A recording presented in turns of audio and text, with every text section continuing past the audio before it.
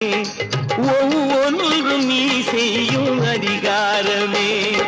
நிதி வேண்டும் ஏழைக்கு, மதி வேண்டும் பிள்ளைக்கு, நியாயங்கள் தான் வேண்டும் எல்லோருக்கும்.